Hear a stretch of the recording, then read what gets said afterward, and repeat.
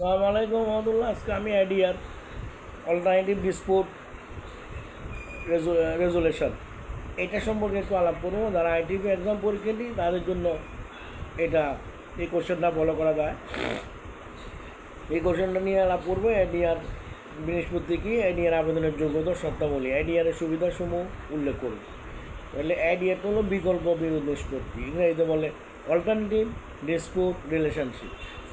তাহলে অল্টারনেটিভ বলতে সাধারণত বিকল্প বিরোধ নিষ্পত্তি হলো এমন একটি প্রক্রিয়া যার মাধ্যমে করদাতা ও কর কর্তৃপক্ষ আদালতের দীর্ঘ প্রক্রিয়ার না গিয়ে পারস্পরিক আলোচনার মাধ্যমে বিরোধ নিষ্পত্তি করা যায়, বিরোধ নিষ্পত্তির সুযোগ পায়। আয়কর আইন 2023-20 তৃতীয় অধ্যায়ে এই বিকল্প বিরোধ নিষ্পত্তি সংক্রান্ত বিধান দেওয়া হয়েছে। উক্ত অধ্যায়ের ধারা 297 অনুসারে কোনো আয়কর কর্তৃপক্ষ বা কর আপিল ট্রাইব্যুনাল বা আদালতের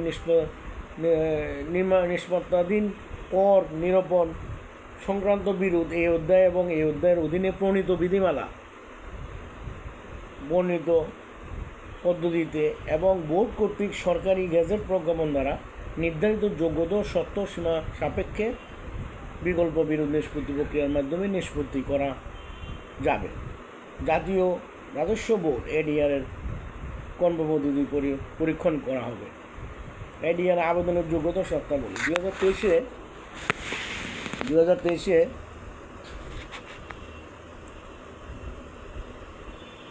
আয়কর আইন 2098 এডিআরের যোগ্যতা হলো ক আপিলাধীন বিরোধ থাকতে হবে। এডিআরের জন্য আবেদন করার পূর্বশর্ত হলো বিরোধটি আপিল পর্যায়ে বিরোধাধীন থাকতে হবে, অর্থাৎ আপিল কর্তৃপক্ষের নিকট আপিল দাখিল করা হয়েছে। নাম্বার খ করদাতা অংশীদারি আবেদন করতে পারবেন যে ব্যক্তি আপিল করেছেন করদাতা বা অংশীদারি তিনিই এডিআরের জন্য আবেদন করতে পারবেন। গ নির্ধারিত ফরম পদ্ধতি অনুসরণ করতে হবে।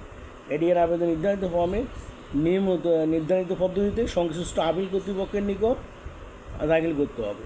ঘ গ্রহণযোগ্যতা বিরোধের ধরন, সাধারণ কর নির্ধারণ সংক্রান্ত বিরোধ, আয় ব্যয় এবং সম্পদের পরিমাণ নির্ধারণ সংক্রান্ত মতভেদ, কর রেয়াত, অব্যাহতি এবং ক্রেডিট সংক্রান্ত বিরোধ ইত্যাদি বিষয়সমূহ এডিআরের আওতায় আসতে পারে। নিষিদ্ধ অযোগ্য ক্ষেত্র, নিম্নোক্ত ক্ষেত্রে এডিআর সাধারণত গ্রহণযোগ্য নয়। 1 নাম্বার সরেও, যেটা সাবসেকশন আর কি, যেখানে গুরুতর প্রতারণা বা জালিয়াতির অভিযোগ রয়েছে সেক্ষেত্রে এডিআর গ্রহণযোগ্য হবে না। সরেয়া ফৌজদারি অপরাধমূলক বিষয়, গৃহস্থী আইন দ্বারা বিশেষভাবে নিষিদ্ধ বিষয়সমূহ, মানে সাবসেকশন 4 উভয় পক্ষের বিবৃতি। আইডিয়ার প্রক্রিয়া শুরু করতে করদাতা কর্তৃপক্ষ উভয় পক্ষের সম্মতি প্রয়োজন। নির্ধারিত সময়সীমার মধ্যে আবেদন, আপিল বিরোধাধীন নির্দিষ্ট সময়ের মধ্যে আবেদন করতে হবে। বিলম্ব হলে কর্তৃপক্ষ অনুমোদন প্রয়োজন হতে পারে। গরিকার্য মানে তারপরে সেকশনটা সহায়তাকারী নিয়োগ। আইডিআর প্রক্রিয়া একজন সহায়তাকারী বা নিয়োগ করা হয় যিনি উভয়পক্ষের মধ্যে সমঝোতা প্রতিষ্ঠা সহায়তা করেন। বিকল্প বিরোধ নিষ্পত্তির সুবিধা, অ্যাডভান্টেজ অফ আইডিআর। নিম্নে বিকল্প পদ্ধতির সুবিধাসমূহ আলোচনা করব। নমনীয়তা, পক্ষগণ নিজের সুবিধা মতো নিয়মকানুন স্থানীয় দেশীয় শিল্পভিত্তিক নির্বাচন করে বিরোধ নিষ্পত্তি করতে হবে। 2 নাম্বার 1। নাম্বার 2 নিজস্ব সলিসিটর মানে সলিসিটর আর কি, সলিসিটর বলে মধ্যস্থকারী নির্বাচন। পক্ষগুলো অভিজ্ঞ দক্ষ ব্যক্তিকে সলিসিটর হিসাবে বেছে নিতে পারে, ফলে বাস্তবভিত্তিক দ্রুত সমাধান সম্ভব হয়।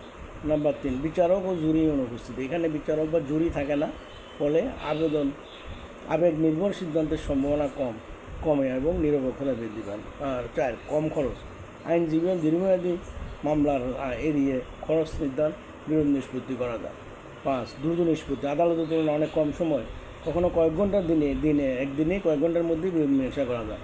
গোপনীয়তা বজায় রাখা, পক্ষগুলির সম্মত তথ্য ও ফলাফল গোপন করা যায় যা আদালতের সম্ভব নয়। 7 নম্বর হলো পক্ষগুলির সক্রিয় অংশগ্রহণ, পক্ষগণ নিজের মূল বক্তব্য স্বাধীনভাবে উপস্থাপন করতে পারে, ফলাফল কিছুটা নিয়ন্ত্রণ রাখতে পারে। নাম্বার 8 পারস্পরিক সহযোগিতা বৃদ্ধি, নিরপেক্ষ তৃতীয় পক্ষের মাধ্যমে উভয় পক্ষের মধ্যে আলোচনার মাধ্যমে গ্রহণযোগ্যতা সমাধানে পৌঁছায়। 9 নম্বর, কম মানসিক চাপ, কম সময় কম খরচ সহজ প্রক্রিয়ার মাধ্যমে মানসিক চাপ কম হয় এবং অধিকাংশ মানে মেন্টাল প্রেশার কম থাকে, অধিকাংশ ক্ষেত্রে সন্তুষ্টি বেশি থাকে, স্যাটিসফাইড থাকে আর কি, সন্তুষ্টি বেশি থাকে। সুতরাং পরিশেষে বলা যায় বিকল্প বিরোধ নিষ্পত্তি একটি মানে আইডিয়ার প্রক্রিয়া পদ্ধতিতে একটা দ্রুত, কম ব্যয়বহুল, গোপনীয় এবং অংশগ্রহণমূলক প্রক্রিয়া, যা প্রচলিত আদালত ব্যবস্থার তুলনায় অধিক কার্যকর ও সুবিধাজনক।